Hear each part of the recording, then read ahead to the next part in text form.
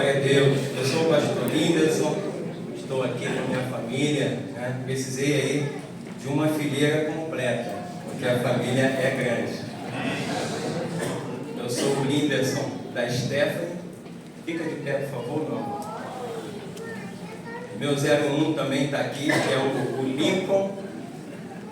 02 é o Luiz Felipe. A 03 é a Letícia.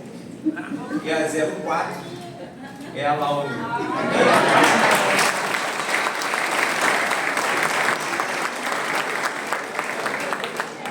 Também está conosco a Janine, né? Que é a pretendente do 02. 0, tá bom? Eu sou o Linderson dessa linda família. Cheguei aqui e trouxe todo o meu tesouro, né? O que tem de mais importante na terra do que a nossa família. Não é verdade? Nós estamos na cidade de Sinop, servindo, né, ao Senhor ali na Assembleia de Deus, muito digno, o pastor Tiago Della Rosa, que foi aqui o preletor nessa manhã de hoje. E também servimos a Marinha do Brasil aqui na cidade. Por motivo, estamos aqui há 3 anos, né, nessa missão aí da Marinha do Brasil. Então, quem gosta de pescar, vamos nos encontrar em breve no Rio. A Marinha está aqui para trazer segurança da navegação, salvaguarda da vida humana, né? Estamos aqui para isso. E fiquei muito contente em receber o convite do pastor George, né, pastor Davi também, e tantos outros irmãos que nos chamaram, nos convidaram para contar o nosso testemunho. Aquele jantar de ontem maravilhoso, e hoje pela manhã, né, de saber que tem pessoas que dedicaram a sua vida nesse lindo trabalho. Mais de 45 anos na obra. Deus seja louvado pela vida da senhora. Deus seja louvado pela vida de cada um aqui que está nessa linda missão. Eu quero iniciar aqui com o meu testemunho. Vamos ao que interessa. No ano de 95, irmãos, 95, eu tinha 15 anos. Foi na minha vida talvez o pior ano da minha vida. Pior ano porque eu vivi uma crise familiar. O meu pai, policial militar, estava passando uma fase muito difícil mesmo. E naquele momento foi o momento em que Deus nos alcançou através de um Novo Testamento desse aqui, que eu posso dizer que é uma espada poderosa. Amém. Então, foi um ano muito difícil. A minha família era uma família que tinha uma outra religião, era uma família umbandista. Nós morávamos no bairro de Olinda, no município de Nilópolis, na cidade do Rio de Janeiro. E o meu pai morava num terreno onde o meu avô era o dono de tudo. Meu avô era ex-combatente e a sua esposa, minha avó Ladi, era mãe de santo. E ela tinha um centro de umbanda no final daquele terreno. E a família tinha aversão ao evangelho. Nossa família odiava os crentes. Odiávamos a ponto de, certa feita, eu lembro que um senhor aproveitou uma oportunidade para evangelizar o meu avô. Meu avô, como era ex-combatente, esse senhor também, e ele viu uma estratégia para chegar ao meu avô, dizendo: olha, eu vou falar com o senhor, preciso de algumas informações sobre a nossa reserva, nosso direito, né, de pensão militar. E o meu avô recebeu ele na varanda, e tinham ali 2 cadeiras de balanço, eu lembro, brincando, meu avô numa cadeira, o homem na outra, e o homem conversando com o meu avô, de repente ele começa a falar de Jesus. E meu avô, percebendo a ousadia dele de chegar na casa dele para falar de Jesus, meu avô interrompeu ele na hora. Falou: para agora. Eu não acredito que você teve essa ousadia. Saia da minha casa agora. Eu vi o meu avô e minha avó com xingamentos expulsando aquele homem.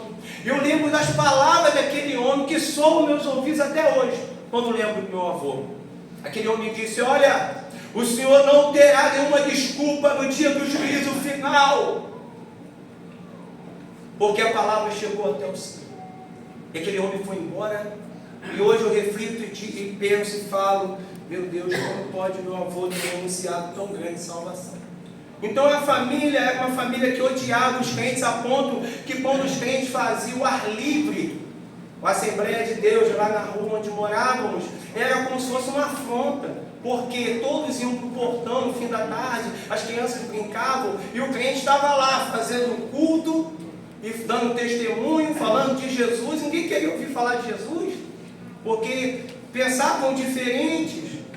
E ali evoluiu tantas coisas, porque eu vivia numa cultura, a cultura do Rio de Janeiro é muito pesada, o carnaval é muito envolvente, o samba, o funk, o futebol e tantas coisas que envolvem a vida das pessoas, que muitas vezes vivemos em função dessas coisas, a ponto que no Rio de Janeiro o ano só começa depois do carnaval, inclusive até na igreja.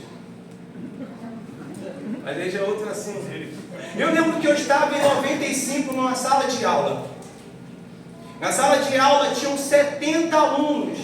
Naquele ano eu repeti de ano direto, não teve nem recuperação, porque eu estava vivendo uma fase difícil, minha cabeça estava no funk, eu era um adolescente, só pensava em compor raps e repeti direto.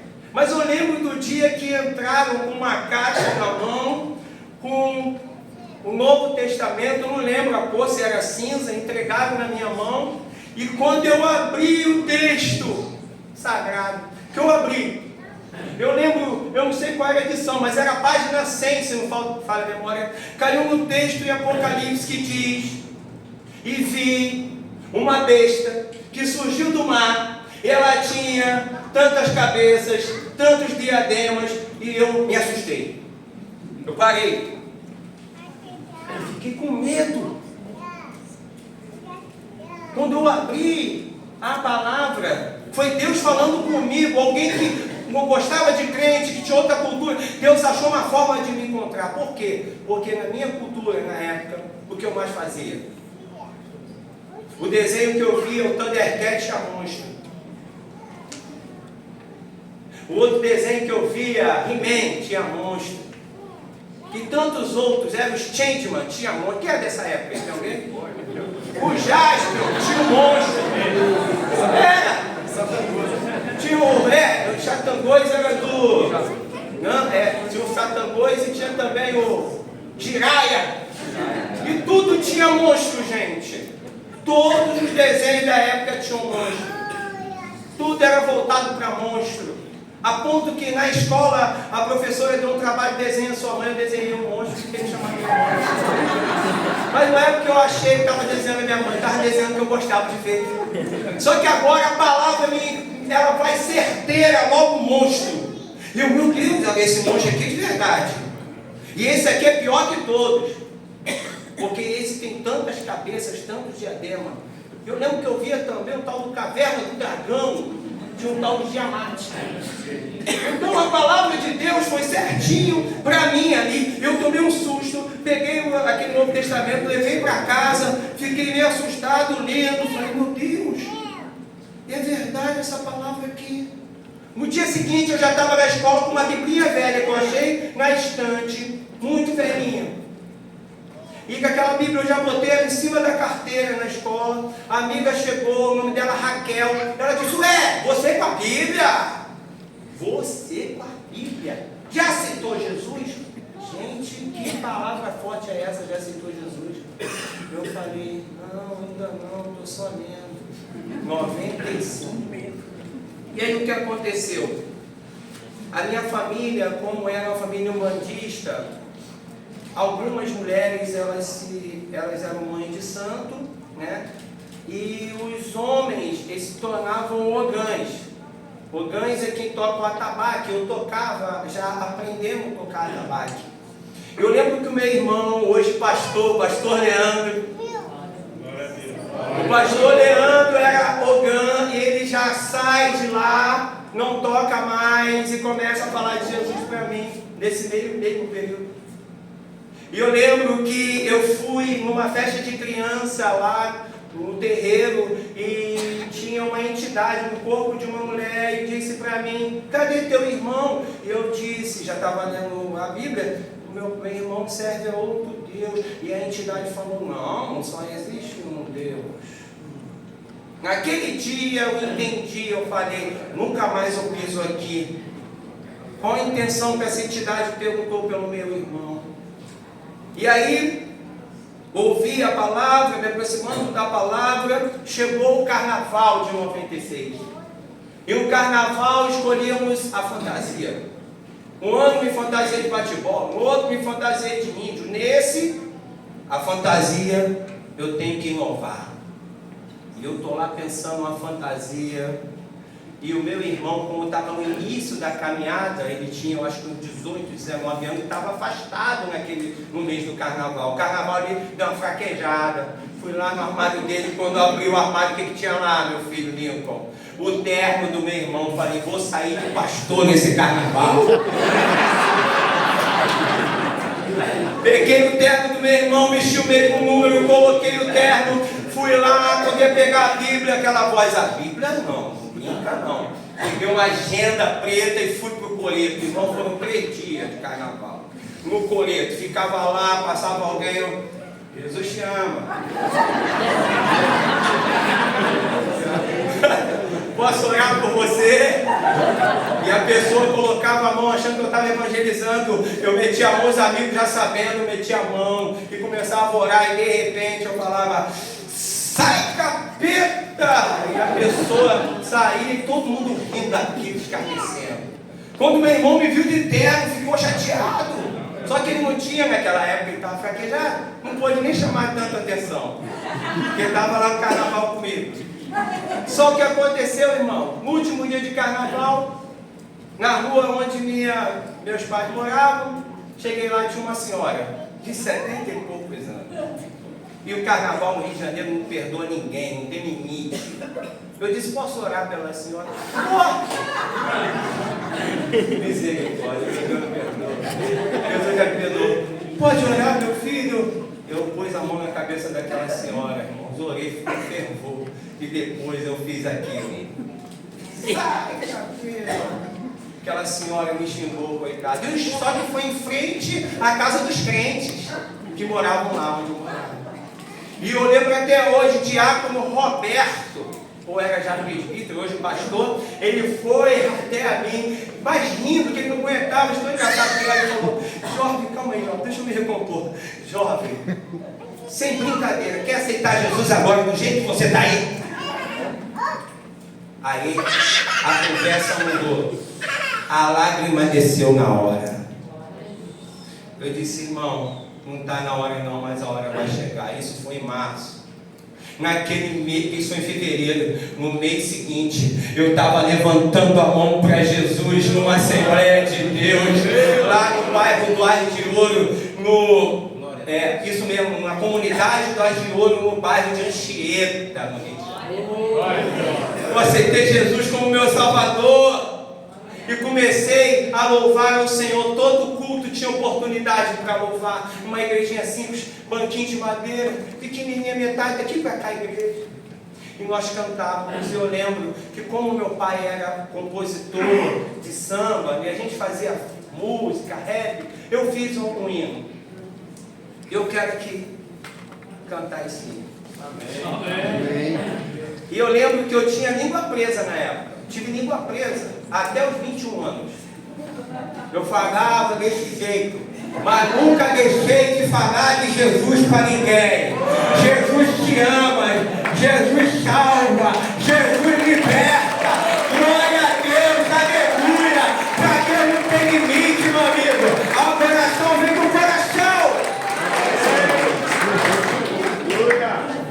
Mas aí em 2021, já na Marinha do Brasil, um comandante me viu trabalhando, era marinheiro, e disse: olha, você é diferente, você é humilde. Terça-feira você vai iniciar um tratamento na Policlínica Nossa Senhora da Glória. Foram 4 sessões, eu falo desse jeito agora para a glória de Deus. E agora vamos descontar também, vamos pregar o evangelho com força. E tem um instrumento aqui. Esse instrumento aqui, irmãos, eu passei a amar ele, sabe por quê? Porque na igreja que eu aceitei Jesus tinha 2 instrumentos, na verdade 3. Tinha um violão, tinha um pandeiro desse e tinha uma meia-lua. Foi o suficiente para eu adorar a Deus por um bom tempo.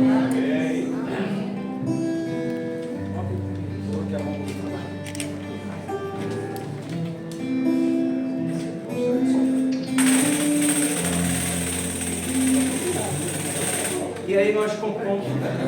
E aí nós compomos esse hino, né? E cantávamos com a língua presa. Jesus, minha adoração. Jesus, o meu viver. Jesus, o meu prazer. Não sou levita não, hein?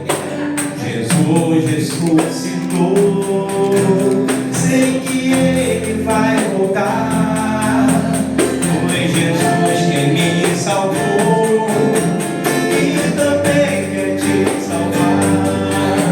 Vem depressa, aceita Cristo no fundo do coração, pois só Ele é a saída deste mundo de ilusão. Vem depressa, aceita Cristo nesta hora,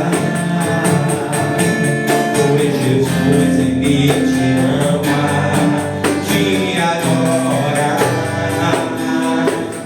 A igreja de Jesus Cristo te espera. Os que aceitam Jesus Cristo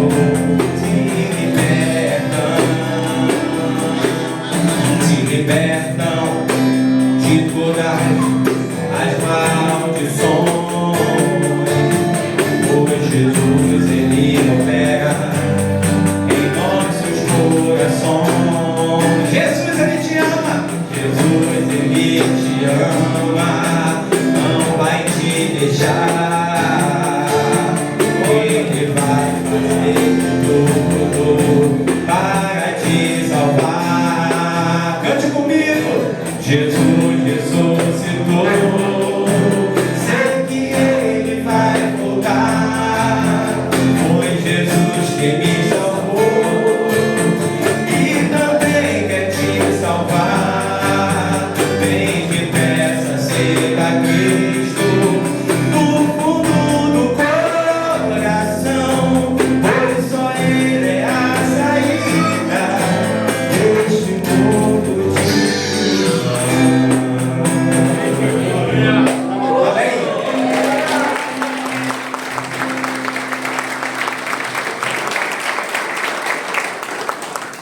Quero aqui otimizar o tempo e agora deixar uma palavra da parte do Senhor. Pedir aos irmãos que abram aí suas Bíblias no livro de Marcos, capítulo 14, versículo de número 13. Marcos 14, verso 3. Bem com todos, amém. Fala sobre o jantar em Betânia. Ontem teve aquele jantar maravilhoso, né? Glória a Deus. Aqui trata do jantar em Betânia. Nós vamos analisar a ação de uma mulher que roubou toda a cena. Diz assim: e estando ele em Betânia, ele, Jesus, assentado à mesa em casa de Simão o leproso, veio uma mulher que trazia um vaso de alabastro com unguento de nardo puro, de muito preço. Quebrando o vaso, lhe derramou sobre a cabeça. E alguns houve que em si mesmos se indignaram e disseram: para que se faz esse desperdício de unguento? Porque podia vender-se por mais de 300 dinheiros e dá-lo aos pobres. E bramavam contra ela. Jesus, porém, disse: deixai-a, para que a molestais? Ela me fez boa obra, porque sempre tendes os pobres convosco, e podeis fazer-vos bem quando quiserdes, mas a mim nem sempre me tendes. Esta fez o que podia, antecipou-se, ungiu meu corpo para a sepultura. Em verdade vos digo que em todas as partes do mundo onde esse evangelho for pregado, também o que ela fez será contado para a sua memória. Amados, lembra que eu falei que repeti na escola direto? Depois de aceitar a Jesus, passei a ser o melhor aluno da turma. E Deus abriu portas maravilhosas para nós. Deus faz isso, né? O tema vai falar, o texto, né, de uma adoração espontânea. Vai falar de uma mulher que no jantar, ela quebra aquele vaso de alabastro que tinha um puro nardo, ou seja, um perfume especial, caríssimo, e ela estava, de alguma forma, quebrantada pelo Senhor, e aquela ação fez com que muitos a criticassem. Mas Jesus não pensa como a maioria. Jesus não vê só o que nós vemos, Ele vê muito mais. Ele viu naquela mulher uma ação diferenciada.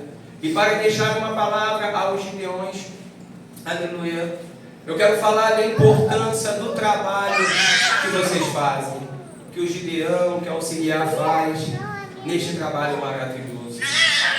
Acredito que o que aquela mulher fez, aos olhos dos homens, ela foi criticada, colocaram as suas ideias, mas o que é interessante é que um aroma voluntário de adoração cresceu naquele ambiente, e aqui não é diferente. O aroma de adoração, esse aroma, ele sobe para Deus. E Deus recebe essa adoração, a intenção do coração, e não só a intenção, mas a ação voluntária daquele que se entrega, que acredita e que obedece o chamado do Senhor. E o que é interessante é que o Senhor Jesus, diante da ação daquela mulher, ele fica alegre. Eu fico alegre quando um filho meu faz aquilo que eu ensinei, não é isso? Filho estuda, ele vai lá e se forma, uma grande alegria. Então, Gideão, se alegre nesta hora, porque você está fazendo aquilo que o Pai tanto queria. Essa convenção, vamos nos alegrar, mas mal sabe você que você arruma problema. Porque é festa no céu, cada alma que aceita Jesus. Festa no céu. Aí o anjo, vamos parar um pouquinho, não dá, festa de novo.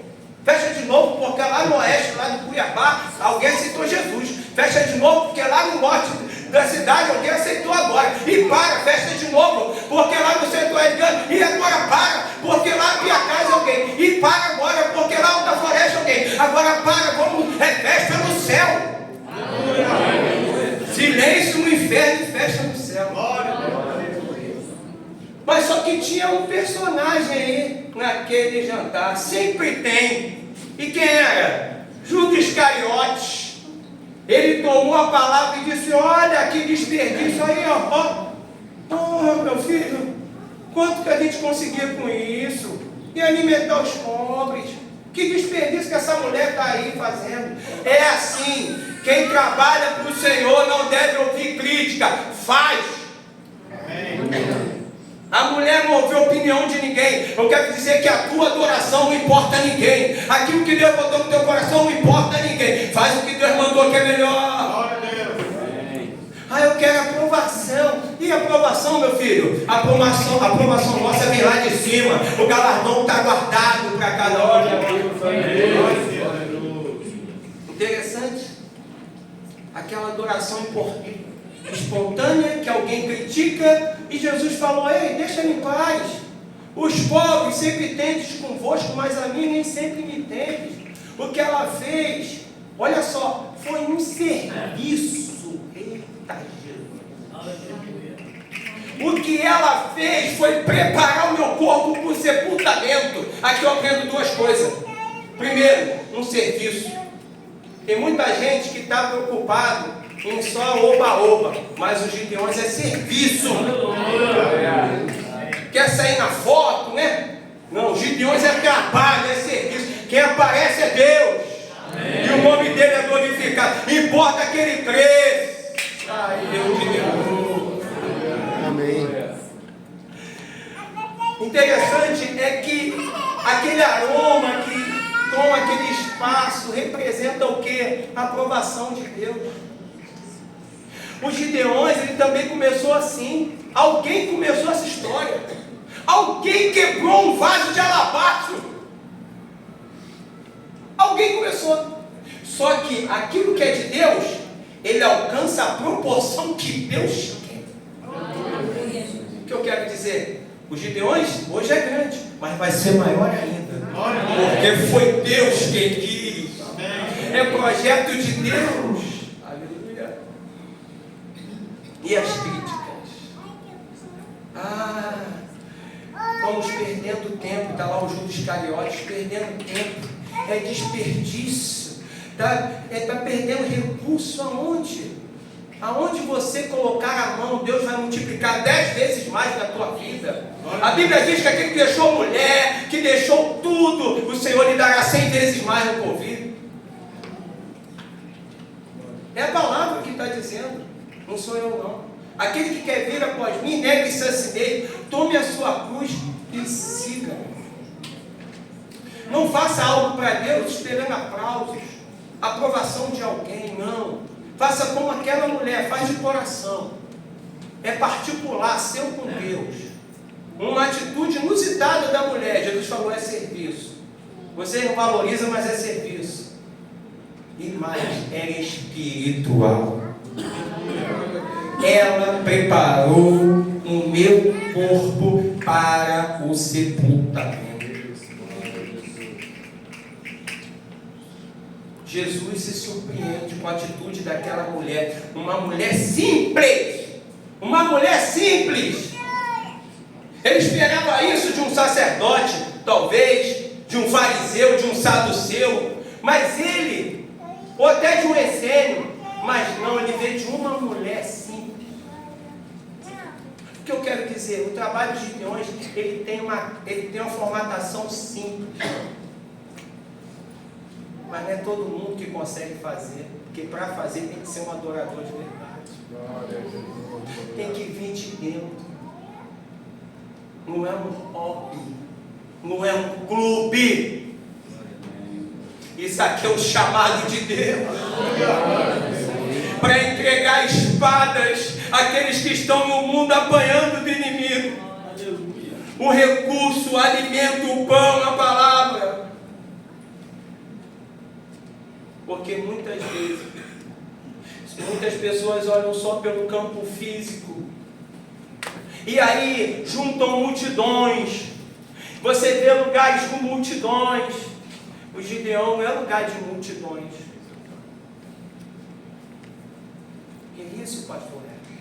Porque as multidões, elas estão em lugares onde elas querem aquilo que elas querem. As multidões estão lá. E aí, muitos se reúnem hoje em dia para revelar CPF, para dar profecia. Aqui não é lugar de revelar CPF, irmão. Aqui não é lugar de, como é que é? The King, the Off, the Fly. Aqui é coisa séria. Aqui é lugar de pregar a palavra que liberta, que transforma, que levanta o homem do monturo para se tornar um príncipe na presença de Deus. E a oposição vai existir sempre. Olha o próximo versículo, verso 10. Já vai apontar Judas, olha o verso 10, ó. E Judas Iscariote, um dos 12, foi ter com os principais dos sacerdotes para lhe entregar. E eles, ouvindo, alegraram e prometeram dar-lhe dinheiro e buscava como entregariam em ocasião oportuna. Sai do jantar para ir vender Jesus. Gente, o que vai atrapalhar esse trabalho é a imagem que o Evangelho está tendo lá fora de quem está vendendo o Evangelho. Mas nós aprendemos que o Evangelho não é ganhar, é dar. O Senhor Jesus ensinou diferente. Ele não ensinou a sombra, ele ensinou a subtração. Quer vir após mim, negue-se a si mesmo, toma a sua cruz e siga. Aleluia. Enquanto nós continuarmos vivendo esse evangelho verdadeiro, esse projeto vai crescer. Quem ama as moedas de prata não pode ficar no nosso meio. Fique em outro lugar. Aqui é lugar de adoração perfeita. Vaso de alabastro quebrado. É fácil quebrar o vaso? Não. A gente precisa se entregar. E aqui está um povo que se entregou. Aqui está um povo que adora a Deus em espírito e em verdade. Por quê, pastor? Eu vou dizer por quê agora. Nós temos, até quando aprendemos de liderança, você tem a liderança autocrática, a liderança democrática, não é isso? Não, a democrática é melhor. Na igreja não funciona. Na igreja tem que ser a teocrática. Porque a democrática a gente só faz o que quer. Canta na igreja, domingo na igreja, aleluia. Mas na hora de evangelizar, de fazer parte de um projeto maravilhoso como é o Gideões, opa, calma aí. Como foi falado pela manhã, eu tenho que tomar conta do meu emprego, tenho que cuidar dos meus relacionamentos, tenho que cuidar de outras coisas, eu não tenho tempo, não tenho disponibilidade. Só que o Senhor está nos chamando para trabalhar a liderança teocrática. O que é isso? Teocrática é a palavra, a gente cumpre o que Jesus mandou. E o que Jesus mandou, ele não pediu não. Ide por todo mundo, pregar evangelho a toda criatura, quem crê e for batizado será salvo. Marcos 16. Ah, mas esse texto aí botaram na Bíblia depois, então não tem problema. Mateus 28. O que eu quero dizer com isso é que a vontade de Deus é qual? Qual é a vontade de Deus? Vou falar ela em 4 dimensões. Primeira dimensão da vontade de Deus é que todos sejam salvos. Amém. Segunda dimensão, que todos os salvos sejam santificados. Terceira dimensão da vontade de Deus, que todos os salvos santificados sejam preparados. E a quarta dimensão, que todos os salvos santificados e preparados façam discípulos. Então o projeto de hoje está na vontade de Deus. Ganhar almas para o Senhor é prioridade. Ah, mas eu vou fazer um congresso lá das crianças. É bênção, mas a prioridade é ganhar alma para Jesus. Ah, mas eu vou fazer uma viagem lá para Israel. É bênção, mas a prioridade é ganhar alma para Jesus. Essa é a prioridade. Você está na prioridade de Deus. E essa mulher, ela estava envolvida no maior propósito de Pai, ou seja, preparando o corpo de Cristo. E ele diz, essa atitude será lembrada em todo lugar que esse evangelho for pregado. Todo o vosso trabalho não é vão, Senhor. Continue entregando a palavra, porque a palavra é pão, a palavra é espada. Se eu for citar versículos aqui, lâmpada para os meus pés e a tua palavra é luz para os meus caminhos. Como purificará o jovem o seu caminho, observando conforme a tua palavra? De todo o meu coração te busquei, não me deixe desviar dos teus mandamentos. Escondi a tua palavra no meu coração para eu não pecar contra ti. Glória a Deus. A palavra de Deus é mais penetrante do que a espada de 2 fios. Ela vai na divisão da alma e do espírito, entre juntas e medulas, e é apta para discernir pensamentos e intenções do coração. Glória a Deus. Continua entregando essa palavra, porque é essa palavra que faz toda a diferença. Glória a Deus. E para finalizar, eu quero aqui dar rapidamente um exemplo. E aqui o tempo aqui, que eu sou fiel ao tempo. Opa, 2 minutos. Às vezes nós vamos encontrar pessoas que estão como uma caneta. E Deus procura uma caneta. Às vezes as pessoas, elas passam por lutas. O inimigo arranca-lhe, a vida arranca tudo que elas têm. Mas o objetivo maior é retirar o que está dentro da pessoa. A presença de Deus. E essa pessoa fica largada com um corpo de caneta no chão, e todos passam e não valorizam. Mas Jesus é diferente. Ele nos pega no chão caídos, esquecidos. O tempo passa, acumula sujeira, mas Ele limpa. E limpa com o quê, pastor? Com a palavra. Vós já estáis limpos pela palavra que eu vos tenho falado. E essa limpeza acontece, e logo depois o Senhor diz: olha, eu vou colocar você o meu Espírito Santo. Glória a Deus. E depois de eu colocar dentro de você a minha graça, eu vou restituir todas as coisas na tua vida. E você vai voltar para o lugar de onde o homem nunca devia ter saído, do próximo do meu coração. Glória a Deus. E agora você aponta para cima, porque buscai as coisas que são de cima e não as que são da terra. Aí o Senhor diz: agora eu vou te usar.